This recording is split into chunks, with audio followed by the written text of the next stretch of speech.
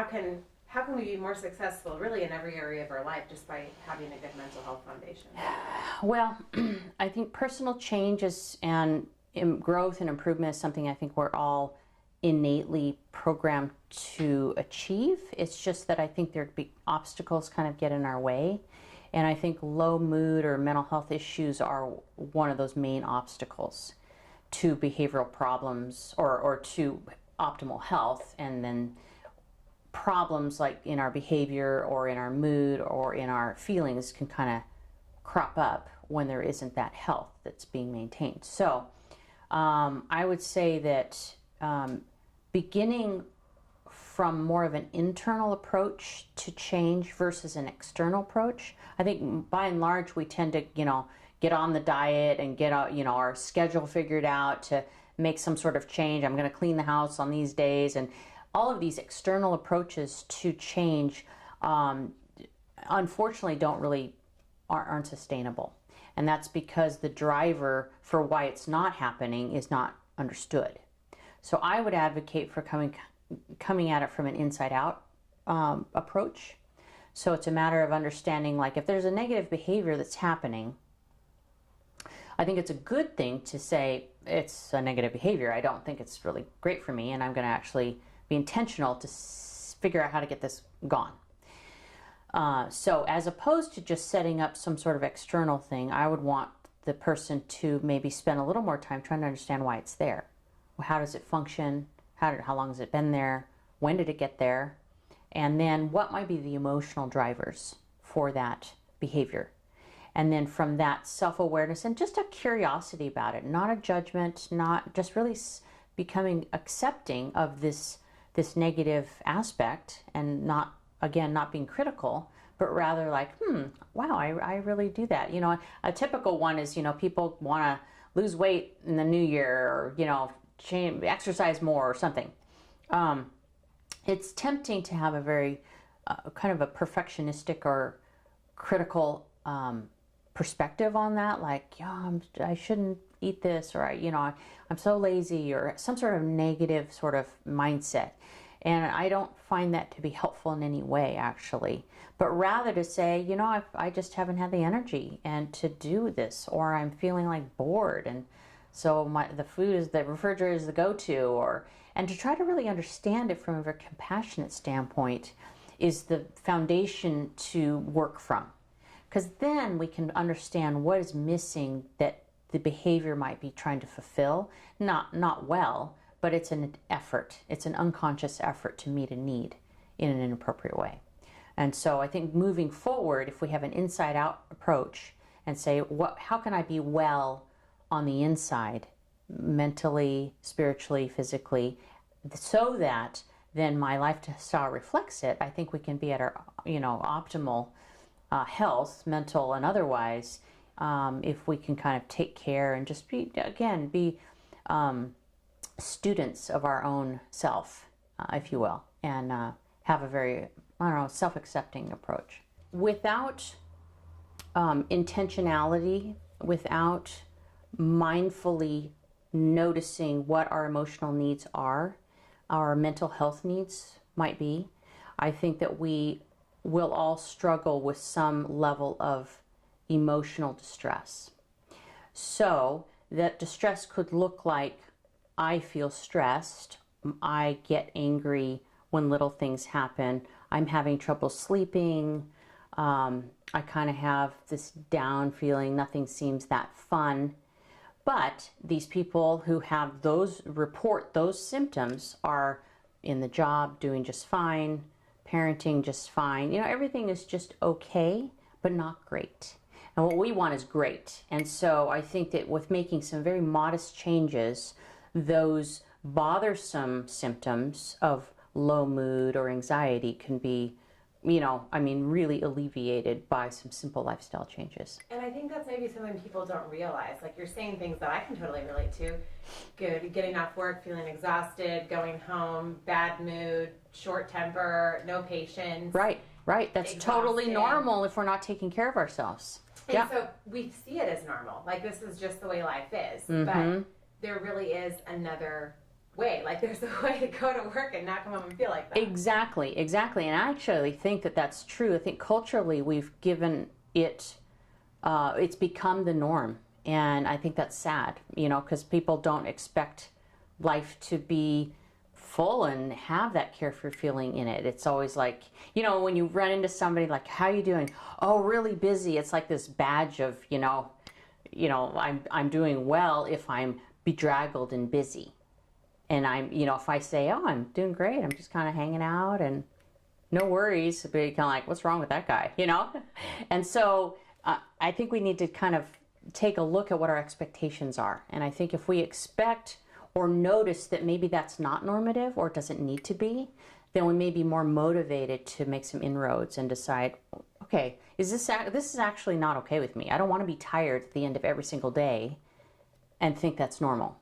But rather, I want to be, maybe have a good tired if it's been an unusually heavy day, but that should be balanced by many days that are like, I come home, I have energy for the family, I have time for energy for my hobbies, I'm ready to go and recharge for the next day to work and feel really good about it. Shooting for greater mental health, self-awareness is probably the most foundational element. I'd say that typically your average adult is not keyed in on their own development. We tend to be thinking of children's development or adolescent development. Even young adult development is like something that people talk about or think is a thing. But once we hit, 21 or so, we stop talking about it and stop thinking that it's something that we need to pay attention to. So I advocate for an awareness that we are developing throughout the lifespan, and that's actually something that we need to maintain in terms of awareness of my needs. My needs change from age 20 to age 30. I mean, it's completely different. Who I am is completely different, and so keeping up is actually the thing. So in order to keep up, one of the things is, so self-awareness can happen in various ways. Some people journal and do some self-reflection that way.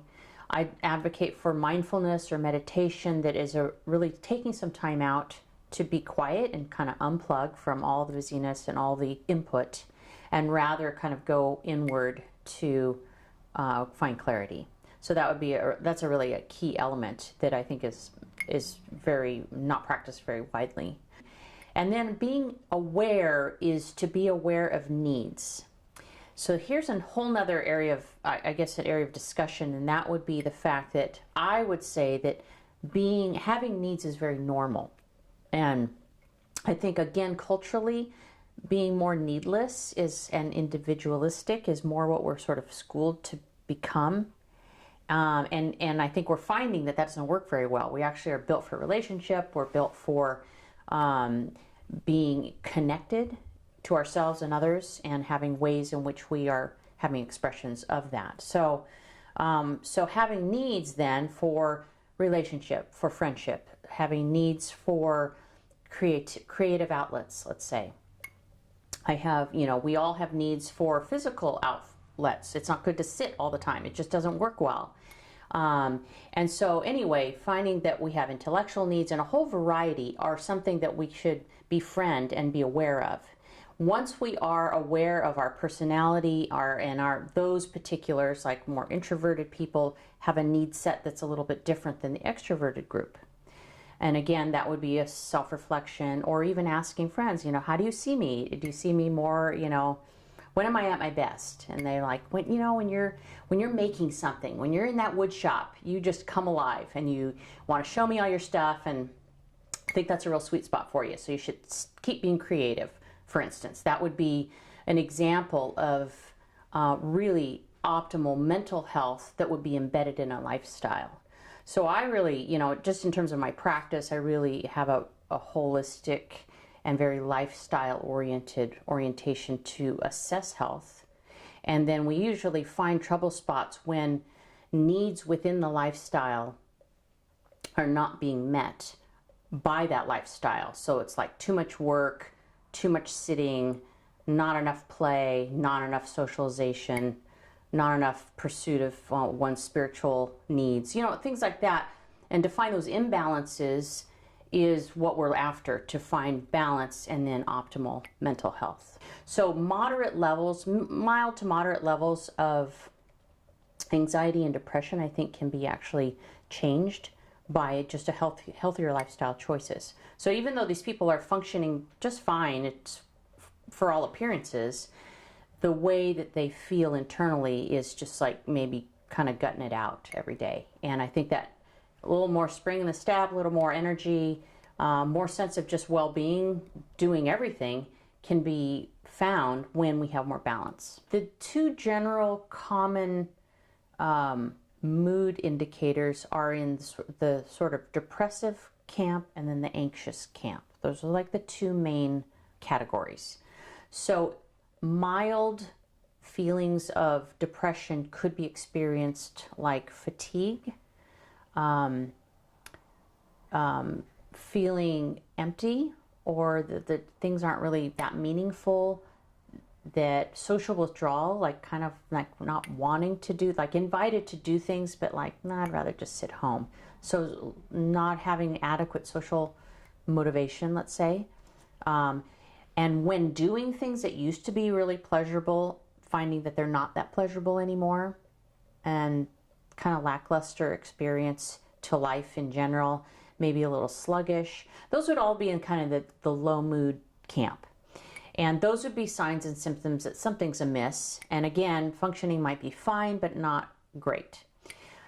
In the more anxiety realm of things, symptoms of that would be stress. When people talk, generally people say the word stress. I'm really stressed. And to me, a slightly more clinical word would be anxiety. There's some anxiety here, and we need to figure this out. So nervousness, feeling agitated, like pacing around, poor concentration, having trouble completing tasks, perhaps avoiding situations or avoiding tasks because of nervousness, because of stress would be another sign. Irritability is a big one.